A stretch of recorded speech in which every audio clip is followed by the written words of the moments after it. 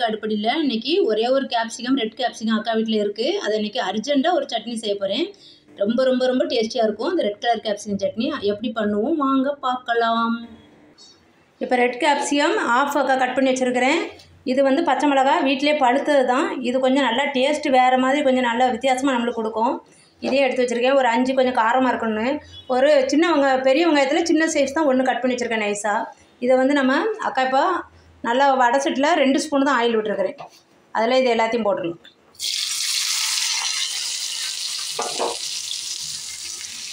இது நல்லா வதக்கலாம். பச்சை மிளகா வந்து கட் பண்ண அந்த பச்சை மிளகா ரெட்டாக இருக்கிற பச்சை மிளகா கட் பண்ணணுன்னு அவசியம் இல்லை. முழுசாக தான் அக்கா போட்டிருக்கிறேன். வதங்கினோன்னு நம்ம அரைக்க தான் போகிறோம். அதனால் கட் பண்ண வேண்டியதில்லை. கேப்சிகம் மட்டும் ரெட் கேப்சிகம் மட்டும் பொடியாக ரொம்ப பொடியாக கட் பண்ணோம்னா நம்மளுக்கு சீக்கிரம் வதங்கிடும். இன்றைக்கி அக்கா வீட்டில் அர்ஜென்ட் சட்னி தான் இதுக்கு பேர். கேப்சிகம் தான் ஒன்று இருந்தது.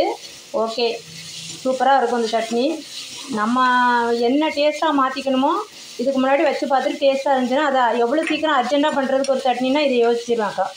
ரொம்ப சூப்பராக அர்ஜெண்ட்டாக ஒரு சட்னி வச்சிடலாம்.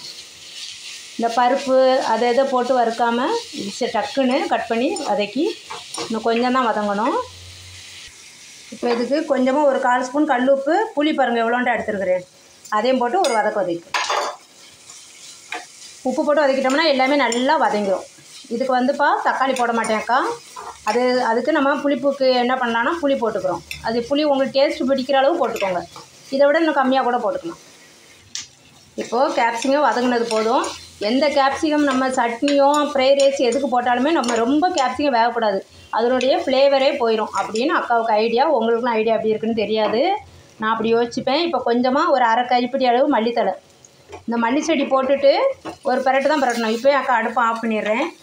ஆஃப் பண்ணிட்டு ஒரு பரட்டு வச்சாலும் போதும். மல்லித்தலையும் ரொம்ப வேகக்கூடாது. அதனுடைய சத்து நம்மளுக்கு கிடைக்காது. ஸ்மெல்லு அந்த வாசனையும் நம்மளுக்கு கிடைக்காது. அது போட்டு வதக்கிக்கிட்டே இருக்கக்கூடாது, வாசனை போயிடும்.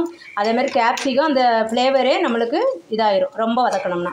அவ்வளோதான். இதை அப்படியே எடுத்து அக்கா ஆற வச்சிடுறேன். நல்லா அப்படியே ஃபேன் காற்றுல வச்சுட்டு கொஞ்சம் ஆறட்டும். அவ்வளோதான், ஆறிச்சு. அக்கா ஜாருக்கு மாற்றிக்கிட்டேன். ஒரு 1/2 கிளாஸ் வாட்டர் ஊற்றி கொஞ்சம் குறப்பாக அரைச்சிட்டு வந்துடலாம். அவ்வளோதான், அரைச்சாச்சு. அக்கா சட்னி இந்த அளவு தான் குறப்பாக அரைப்பேன், ரொம்ப நைஸாக அரைக்க மாட்டேன்.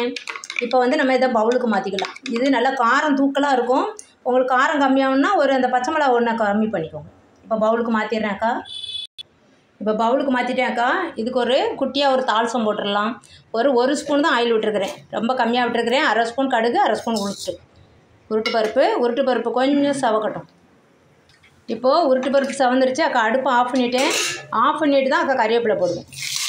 இப்போ கறிவேப்பிலை போட்டுக்கலாம். கறிவேப்பிலை கொஞ்சம் அப்படி மொறுப்பு ஆகட்டும். அப்போ தான் நம்ம சட்னியில் கிடக்கும்போது அதை எடுத்து சாப்பிட கொஞ்சம் டேஸ்டியாக இருக்கும். பச்சையாகவே கறிவேப்பிலை இருந்தால் டேஸ்டி வராது. இப்போ நம்ம அதை எடுத்து அப்படியே சட்னியில் ஊற்றிக்கலாம். இந்த சட்னி ரொம்ப அர்ஜெண்ட்டாக குயிக்காக செஞ்சிடலாம். இந்த சட்னியை செஞ்சு சாப்பிட்டு பாருங்கள். சுட இப்போ இட்லி ஊற்றிட்டு நைட்டு டின்னருக்கு இந்த சட்னி செஞ்சுருக்கிறேன் அக்கா. ரொம்ப ரொம்ப ரொம்ப சூப்பராக இருக்கும். இனிமேல் தான் இட்லி ஊற்றணும், டைம் இல்லை. அக்கா மாவு வேறு ஊற வச்சுருக்கேன், அரைச்சி வைக்கணும். வெளியே போயிட்டேன்.